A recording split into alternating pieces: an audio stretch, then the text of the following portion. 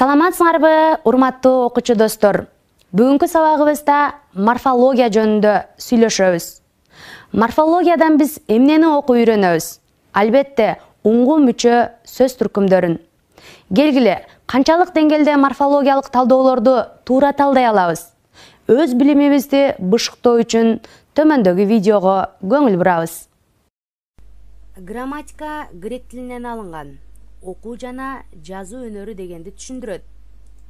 Мектеп партасында грамматиканын түзүлүшүн, түрлөрүн, бөлүмдөрүн, маанилерин, маани берүүчү каражаттарын, формасын, категориясын бир топ эле өздөштүргөнбүз. Грамматиканын эң чоң бөлүмдөрү бар: морфология жана синтаксис деген. Албетте, биринчи морфологияны өздөштүрбөй туруп, синтаксиске багыт алуу таптакыр мүмкүн эмес. Морфология деген бул грек тилинен алынган, бизче форма, окуу дегенди түшүндүрөт. Морфология сөздөрдүн түрдүү грамматикалык касиеттерин ачып, ар кандай грамматикалык маанилерди, грамматикалык маани берүүчү каражаттарды изилдеп үйрөтөт. Сөз тилдин негизги материалдык бирдиги. Сөз анын ички табиятын мүнөздөгөн тыбыштык түзүлүшү. Бири-биринен ажырагыс анын эки тарабы бар. Биринчиси бул сөздүн ички табиятын мүнөздөгөн маани мазмуну, экинчиси сөздүн сырткы турпатын мүнөздөгөн тыбыштык түзүлүшү. Биз биринчи кезекте сөздүн ички табиятын мүнөздөгөн маани мазмунуна токтололу. Ар бир сөз өз мааниси менен жашайт. Ошол маанилери менен сөз болот дагы, биз тилди пайдаланганда айта турган оюбузду туюндурат. Маани болбосо сөз болбойт. Сөздүн лексикалык жана грамматикалык маанилери болот. Кыргыз тилинде сөз мүчөлөрүнүн колдонуш чөйрөсүнө токтоло турган болсок, уңгу экиге бөлүнөт: эркин уңгу жана байланышма уңгу деп. Ал эми уланды мүчөлөргө кайсы мүчөлөр кирет, кийинки слайд бөлүктөрдө сөз кылабыз. Ал эми курандылар болсо ичара үчкө бөлүнүп кетет: өнүмдүү, аз өнүмдүү, анан өнүмсүз курандылар деп. Негизинен уланды жана куранды мүчөлөр колдонуш чөйрөсүнө карай экиге бөлүнөт: ээрчиме, ээрчибес мүчөлөр деп. Ээрчиме мүчөлөр туруктуу, оошма, сыйлыгышма деп да ичара бөлүнүп кетет. Уңгу деп эмнени айтабыз? Албетте, сөздүн эң негизги мүчөсү, андан ары мүчөлөнбөй лексикалык маани берип турган бөлүгү. Ал лексикалык маани менен кошо грамматикалык маанини да туюндурат. Ошондуктан сөздүн бул мүчөсүн уңгуну лингвистикада семантикалык мүчө деп да аташат. Маселен, ишмер деген сөздө иш уңгусу, адептүүдө адеп, уктуруу ук, уккулуктуу ук. Кыргыз тилинде жогоруда айткандай уңгулардын маанилерине карата эки топко бөлөбүз. Биринчиси эркин уңгу, экинчиси байланышма уңгу. Эркин уңгу бул кошумча мүчө же морфема жалганбай турса деле өз алдынча сөз болуп, лексикалык маани бере ала турган уңгу. Мындай уңгулар куранды же уланды мүчөлөр жалганган учурда да, жалганбай калган учурда да өзүнчө лексикалык мааниси айтыла берет. Мисалы, тап, тапты, ут, уттум, чач, чачтым жана башкалар. Байланышма уңгулар бул жандуу тилде башка мүчөнүн же морфеманын жалганып турушу менен гана колдонуучу уңгу. Маселен, мыкчы, мыкый, тегерек, тоголок. Мындагы уңгулардын ар бир тутумундагы чы, ый, ык курандыларынын жардамы менен гана лексикалык маани берип турат. Башкача айтканда, мык, мыкы, тегере, тоголо деген мааниде колдонулбайт. Акса, байка, жайпа, жалбар, жалын, жаңса, какша, көксө, сыла, таймаш, тыңша, чурка, эңсе сыяктуу этиштердин уңгулары да байланышма уңгу деп аталат. Булардын тутумундагы куранды мүчөлөр оңой эле ажыратылат, бирок курандылардын ажыратканыбыздан кийин калган бөлүгү уңгу өз алдынча так маани бере албайт. Кыргыз тилинде байланышма уңгулар абдан эле аз. Эми курандылар менен уландыларды алар жалгана турган уңгу мүчөлөрдүн тыбыштарга карата өзгөрүп же өзгөрбөй айтылыштары боюнча ээрчиме мүчөлөр жана ээрчибес мүчөлөр деп бөлүнөт. Жогоруда айткандай ээрчиме мүчөлөр тутумундагы үндүү жана үнсүз тыбыштардын өзгөрүп кете берген мүчөлөрү болуп эсептелет. Алар үчкө бөлүнөт: туруктуу мүчөлөр, оошма мүчөлөр, сыйлыгышма мүчөлөр деп. Атап тургандай эле туруктуу мүчөлөр деген сөздөрдө ар кандай тыбыштык айкалыштар менен келсе да өзүнүн башталыш үнсүз тыбышын сактап жүрүп отурат. Булар адатта ч, с, м тыбыштары менен башталган мүчөлөр. Маселен, ч уйчу, короочу, арабачы, ча кыргызча, жаңыча, бүгүнчө, ма басма, оймо, түймө, са сууса, акса, жаңса, с жакшы, с кыйынсы, өйдөсү, сын мыктысын, баатырсын, кыйынсын, сыра уйкусура, алсыра, чан атчан, тончон, күрмөчөн. Уландыларда мисал: са барса, келсе окуса, с атасы, энеси окусу. Оошмо мүчөлөр, башкача айтканда мына туруктуу мүчөлөр оошма мүчөлөрдүн айырмаланышын көрөбүз. Оошма мүчөлөр жалганган уңгунун акыркы муунундагы тыбыштарга карай өзгөрө берет. Мисалы: тоолук, айылдык, дайда үйдөй, тоодой, кишидей деп. Ыра жаркыра, калтыра, кол тоскоол, өткөл, ургал, ла майла, музда, суула, ойло. Уландыларда мисалы: нын үйдүн, талаанын, иштин, га балага, тоого, отко, лар дарактар, көлдөр, чалдар деп. Ал эми сыйлыгышма мүчөлөр бул үндүү тыбыш менен аяктаган уңгуга жалганганда баштапкы үндүү тыбышы түшүп калат. Мисалы, курандыларда ойло дегенде ойло о мүчөсү түшүп калып ойлоо болуп калды. Ыш тааныш, ык какшык, ым курам, ынды асыранды. Уландыларда ым энем, көрдүңөр, мүчөдөгү ы тыбышы түшүп калып жатат. Ыш ийлеш, ың атаң. Ээрчибес мүчөлөр бул уңгунун акыркы муунундагы тыбыштарга карата өзгөрүлбөй жалганат.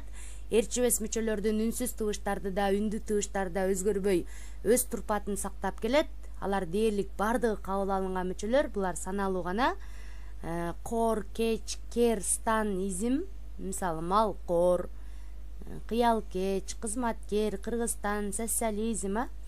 Сөздүн мүчөлөрү башкача айтканда морфемалар, уңгу, куранды, уланды, маани мазмундары жана сөз тутумундагы аткарган кызматтары боюнча бири-биринен айырмаланышат. Негизинен достор, биз буну мектеп партасында курандыларды сөз жасоочу мүчөлөр, уландыларды сөз өзгөртүүчү мүчөлөр деп айтып жүрөбүз. Курандыларда башкача айтканда сөз жасоочу деп атап тургандай эле жаңы сөз жасалат бул мүчөлөр уланганда. Сөз өзгөртүүчүдө болсо уланды мүчөлөр мында жаңы сөз жасалбайт, жөн гана формасы же болбосо сөздөр жекелик түрдөн көптүк түрлөргө балким өтүп кетиши мүмкүн. Маселен, бул мүчөлөрдүн баарын жаттап алуунун кереги жок. Логикалык жактан эле ойлонуп буларды таап алсак болот. Кайрадан кайталайм: сөз жасоочу мүчөлөр уланганда уңгуга жаңы сөз пайда болот. Мисалы, кызмат дегенге ча мүчөсү уланса кызматчы деп, кызмат деген иш ордун көрсөтүп атса, кызматчы деп адамга өтүп жаңы сөз пайда болду. Мисалы, суу дегенде иче турган суу, чыл мүчөсүн улаганда суучул деп туруп, сууда иштеген адамды айтып жатат. Мисалы, маада бас деген этишке ма мүчөсү уланып басма деп, басмакананы айтып жатат. Ал эми сөз өзгөртүүчү мүчөдө жөн гана сөздүн формасы же жекелик түрдөн көптүк мүчөгө өтүп кетиши мүмкүн. Мында эч кандай жаңы сөз жасалбайт. Шаар дегенге га мүчөсү уланса шаарга, шаар дегенде деле шаарды, шаарга дегенде ошол шаарга кетип жатканын түшүнөбүз. Эч кандай жаңы сөз жасалган жок. Суу, сууда дагы эле суу жөнүндө сөз болуп атат, жаңы сөз пайда болгон жок. Демек достор, мына ушундай логикалык ойлонуулар менен эле таап алсак болот. Куранды мүчөлөр жогоркуда айткандай сөз жасайт. Алар колдонуш чөйрөсүнө карата 3кө бөлүнөт дедик. Өнүмдүү курандылар, аз өнүмдүү курандылар, анан өнүмсүз курандылар деп. Өнүмдүү курандылар бул ар кандай сөздөрдөн сөз жасаганга жөндөмдүү болуп, анда көп сөздөрдү жасай берет. Булар түрдүү турпаттагы уңгуларга жалгана берүүгө үйкөмдүү. Жогоруда айткандай, мисалы зататоштун ч мүчөсү малчы, окуучу, тамырчы, айдоочу, катчы, жолчу, өтүкчү, базарчы, бекерчи. Булар тилибизде өтө кеңири көп пайдаланылат. Этиштин ла мүчөсү ойно, бийле, бойло, жайла, тордо, боола, суула, ыйла, көчөлө жана башкалар. Ал эми аз өнүмдүү курандылар атап тургандай эле булардын чөйрөсү тарыраак, азыраак колдонулат, азыраак сөз жасалат. Саналуу гана сөздөрдү жасайт. Булар ар кандай эле уңгуларга жалгана берүүгө анчалык ийкемдүү эмес. Мисалы, ч деген бир топ сөзгө жалганып атпайбы? Булар дээрлик чөйрөсү аз эле сөздөргө жалганат. Мер, ишмер, сөзмөр, дар, кабардар, карыздар, жарадам, өкүмдар, жарадар. Анак, сүзөнөк, кабанак, тебенек. Эми өнүмсүз курандылар бул аз өнүмдөн дагы төмөнкү деңгээлде. Булар тилдин азыркы жашап турган этабында сөз жасабай калган, жасаса да жалгыз, жарым гана сөздөрдү жасайт. Буларды сөздүн тутумунда ажыратуу бир топ кыйын. Өнүмсүз курандыларды бөлүп көрсөтүүдө сөздүн тутуму көбүнчө тарыхый жактан иликтенип, тарыхый уңгуда табылып мүчөлөнөт. Мисалы, кел, эткел, семиз дегенди түшүндүрүп жатат да, дач, кырдач, мурун деп. Кыз, таңкыз, жок, тык, жантык, шык, кыйшык. Ал эми байыркы учурларда сөздөрдү жасаган га курандысы азыр сөз жасабайт, уңгуга карата сиңип кеткен. Мисалы, жорго, жылга, билге деген сөздөр. Эми кыргыз тилинде уланды мүчөлөр деп биз жогорудагыларды айтабыз. Мисалы, жөндөмө мүчөлөр да уланды мүчөлөр. Булар жаңы сөз жасабайт, жөн гана сөздүн формасын өзгөртүп жибериши мүмкүн. Таандык категориялын мүчөлөрү, көптүк санды уюштуруучулар мүчөсү, биринчи, экинчи, үчүнчү жакты билдирген мүчөлөр, учур чак, өткөн чак, келер чактагы чак мүчөлөрү, этиштин мамиле мүчөлөрү, ыңгай көрсөткүчтөрү, терс маани деген мүчө, анан суроо маанисиндеги б мүчөлөрү. Булардын ар бири жалганган сөзгө тиешелүү грамматикалык маанилерин гана алып келет. Сөздүн формасы эле өзгөрөт, лексикалык мааниси өзгөрбөйт, жаңы сөз пайда болбойт. Эми жалпысынан сөздүн тутумуна токтоло турган болсок, же курамына токтоло турган болсок, негизинен катарынан кеткенде сөздөр биринчи префикс, уңгу, мүчө, сөз жасоочу мүчө, анан сөз өзгөртүүчү мүчөлөр уланат. Башкача айтканда, кайрадан токтололу, уңгу деген сөздүн негизги маани берүүчү морфемасы же мүчөсү. Префикс болсо уңгудан мурун келип сөз маанисин өзгөрткөн морфема. Мүчө болсо өз алдынча мааниге ээ болбогон, уңгуга уланган сөз өзгөртүүчү жана сөз жасоочу морфема. Негиз болсо сөздүн сөз өзгөртүүчү мүчөсүн алып салгандан калган бөлүгү. Башкача айтканда, уңгу ай формасында белгиленет, префиксина сызыкча андан кийин ылдый түшүрүлүп, сөз өзгөртүүчү мүчөлөр префикске окшоп, бирок эки жагы тең түшүрүлөт. Сөз жасоочу мүчөлөр бул туура белгисине окшош. Ал эми негиз болсо сөздүн алдынан префикстин карама каршысы болуп белгиленет. Достор, биз сөздүн тутумун же курамына карата болгон белгилерди жакшы түшүнүп алдык деген ойдомун. Мисалы, талдап көрөлү, морфологиялык талдоо жүргүзүп, контрреволюциячылдар. Мында 4 морфема бар. Контрреволюциячылар деп.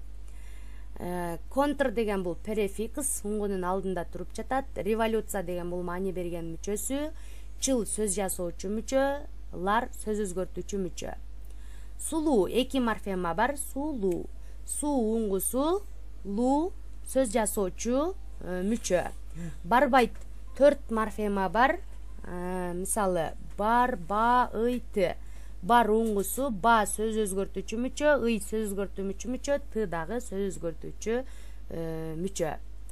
Сөздүн уланды мүчөсүн алып таштагандан калган бөлүгү сөздүн негизи деп атайбыз. Сөздүн негизи туруктуу болбойт.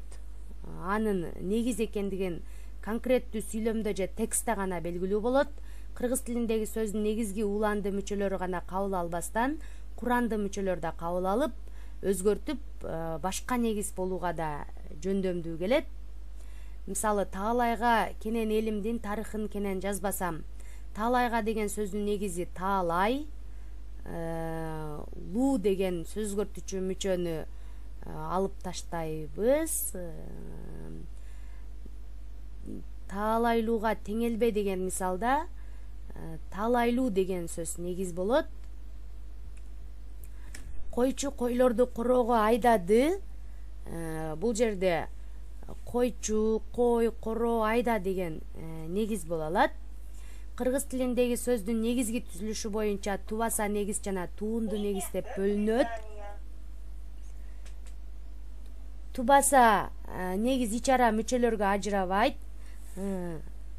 Сөздүн уңгусуна дал келет. Мисалы эл, ата, комуз, акыл. Башкача айтканда билимдүүнүн билими кишиге жугат дегенде киши бул тубаса негиз. Ал эми тутумунда курандын мүчөсү бар. Башкача айтканда курандын мүчө менен жасалган негиз туунду негиз деп аталат. Курандын мүчө деген бул сөз жасоочу мүчө. Силер мурунку слайдтарда айткандарымды эстесеңер, мында жаңы сөз жасалат. Мисалы элчи дегенде айтыш, өтмөк, аталуу, комузчу, акылман деген сөздөрдү байкап турасыңар. Бул туунду негиз. Туунду негиз сөздүн уңгусуна дал келбейт. Билимдүүнүн билими кишиге жугат деген сөз сүйлөмдө билимдүү, билим, туунду негиз, уңгусу билим, бил. Сөздүн сырткы турпаты мүнөздөгөн тыбыштык түзүлүшү, муну биз 3 вариантта карап жүрөбүз. Биринчи тыбыштык түзүлүшү бул кыргыз тилиндеги сөздөр 1 же 2 же андан көп тыбыштардан курала берет. Мисалы уй, тон, айыл, байка, салмак. Муун түзүлүшү боюнча ачык, жабык, туюк деп бөлүнөт. Ачык муундар үндүү менен башталып, үндүү менен бүтсө же үнсүз менен башталып, үндүү менен аяктаса, жабык муундар үндүү менен башталып, үнсүз менен аяктаса, туюк муундар үнсүз менен башталып, үнсүз менен аяктаса. Кээде ушул нерсеге дагы көңүл бургула. Туюк муун дегенде муун айтып атпайбы?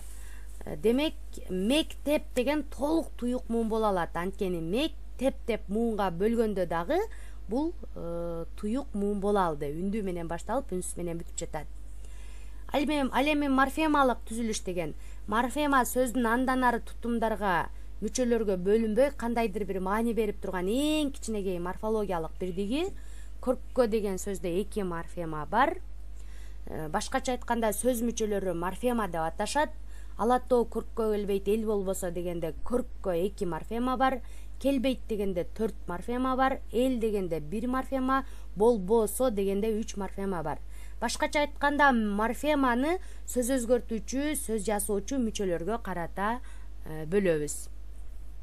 Достор, кийинки сабакта биз кыргыз тилиндеги сөз жасоонун 2 жолу жөнүндө сүйлөшөбүз. Силер билесиңер, морфологиялык жана синтаксистик жол. Урматтуу окуучулар, бүгүнкү сабагыбыз силерге түшүнүктүү болду деген ойдомун. Эгер түшүнбөгөн суроолор болсо, видеонун алдына жазсаңыздар болот. Кезектеги сабагыбызда жолугушканга чейин саламатта калыңыздар.